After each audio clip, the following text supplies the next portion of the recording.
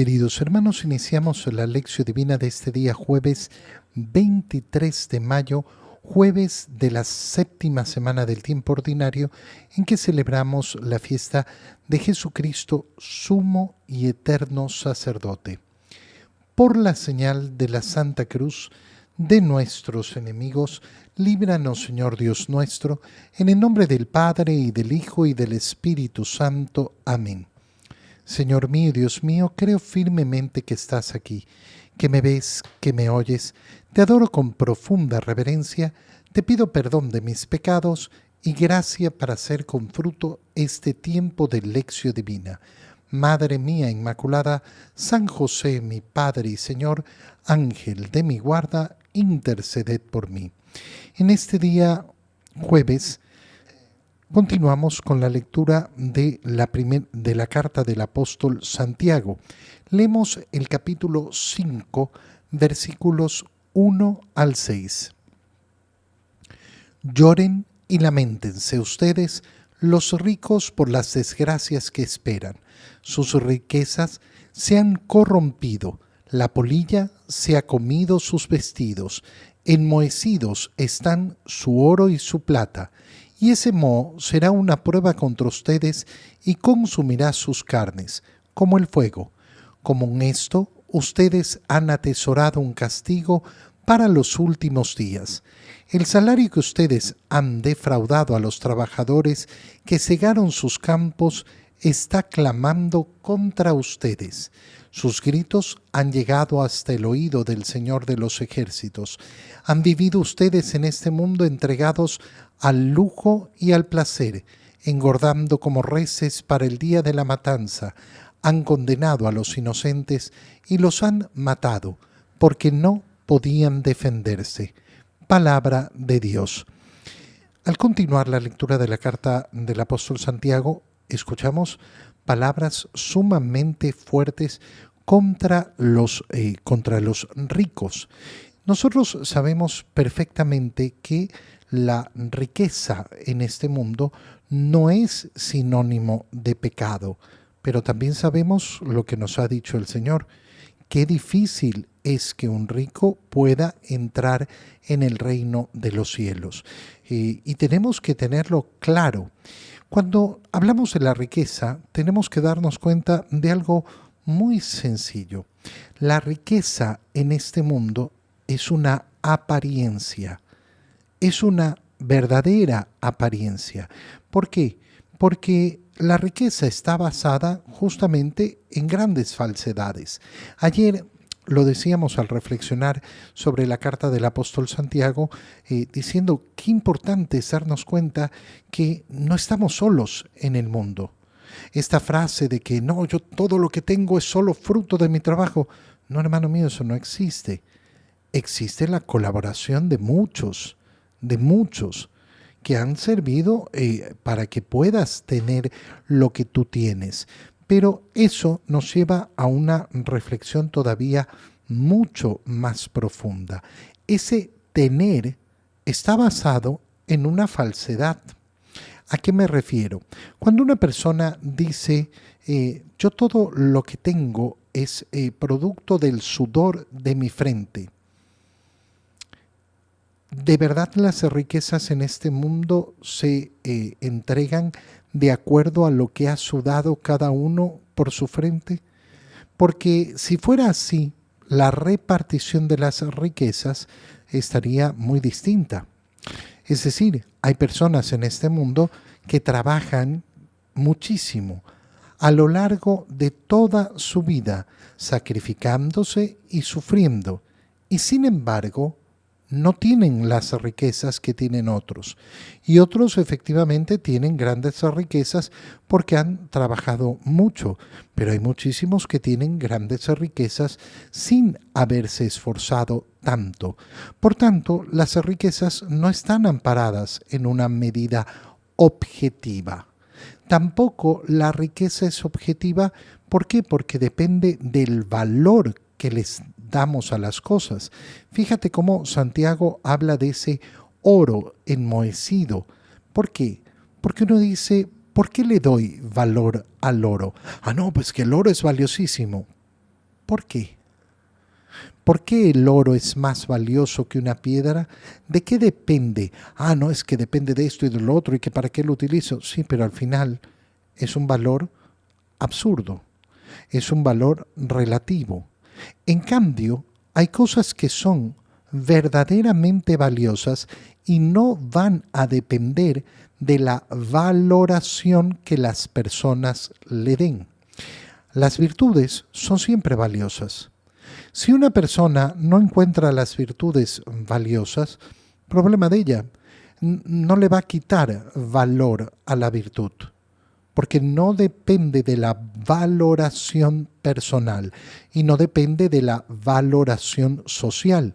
Por eso podemos vivir en una sociedad que no valora las virtudes, que no valora la gracia de Dios, que no valora la palabra de Dios, que no valora efectivamente todo lo que el Señor nos entrega, que no valora esa vida justa, esa vida santa. Sí, muy bien, la sociedad no valora la santidad. La santidad sigue siendo valiosa. No necesita de la valoración del hombre, porque está valorada no a los ojos de los hombres, sino a los ojos de Dios. Fíjate entonces en las palabras de Santiago: lloren y lamentense. Ustedes, los ricos. ¿Por qué? Por las desgracias que esperan, por las desgracias que les van a llegar. ¿Qué nos está diciendo el apóstol Santiago? Algo sumamente sencillo. En este mundo nosotros podemos saltar el juicio del mundo. Puede ser efectivamente que en este mundo todo parezca que va estupendo, pero al final el juicio que cuenta es el juicio de Dios. Segundo, yo efectivamente puedo realizar mucho mal en este mundo y nunca ser juzgado por el mundo. Y por eso hay tantas personas que pasan su vida haciendo tanto mal y cometiendo tantas y tantas injusticias. Y puede que en este mundo nunca reciban una justicia debida, pero la van a recibir, porque la justicia vendrá de la mano de Dios. Sus riquezas se han corrompido. La polilla se ha comido sus vestidos, se han enmohecido su oro, su plata, y será esa prueba contra ustedes. ¿Qué quiere decir entonces que se han enmohecido su oro y su plata? Todos esos bienes que no se utilizaron para el bien de los demás. Todos esos bienes que se desperdiciaron simplemente en la acumulación. Tener yo, no dejar que los demás utilicen los bienes de este mundo. Con esto ustedes han atesorado un castigo para los últimos días. Nuestro Señor Jesucristo nos lo pone muy claro. El dinero, las riquezas de este mundo, siempre están llenas de injusticia. ¿Qué es lo que tenemos que hacer con ellas? Ganarnos amigos que nos reciban en el cielo. Es decir, que las riquezas, ¿qué tengo que hacer? Utilizarlas para el bien de todos, utilizarlas para el bien de los demás.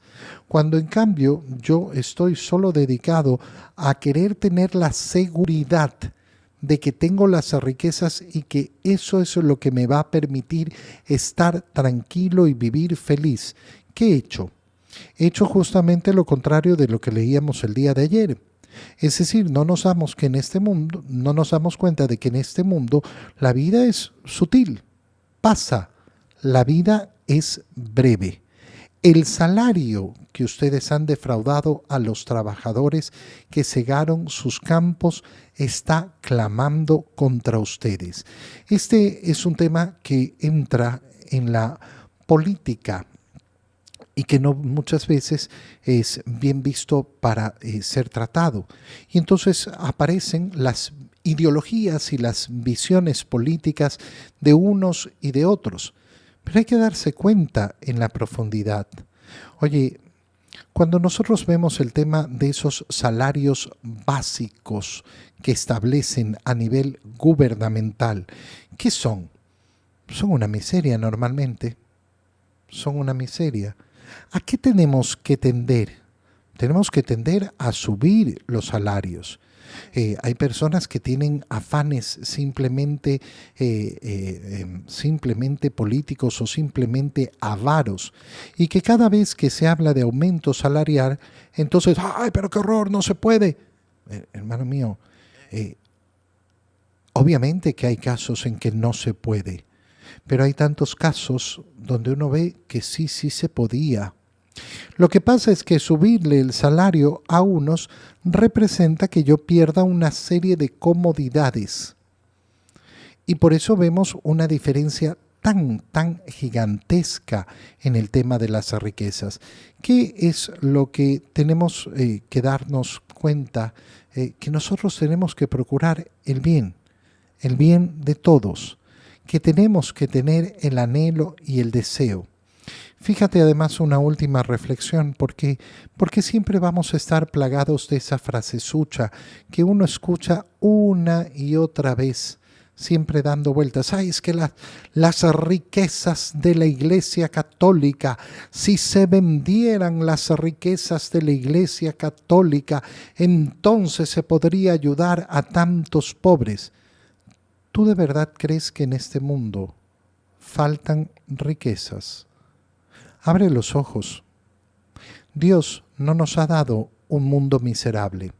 Nos ha dado un mundo donde alcanza para el bien de todos.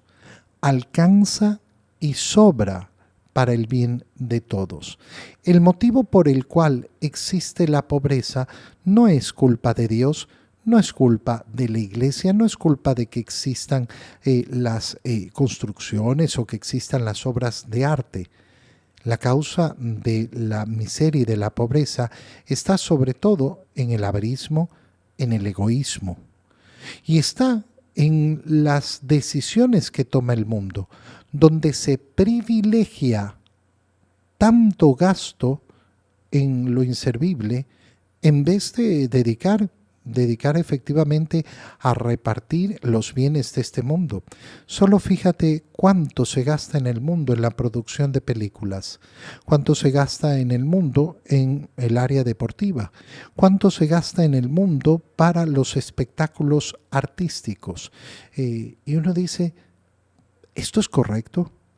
¿Es correcto que utilicemos tantos recursos simplemente para producir cosas que al final del día no transforman la existencia de una persona, no cambian el hambre del mundo, no cambian la educación, y sin embargo las apoyamos, y apoyamos todas ellas, y consumimos todas ellas?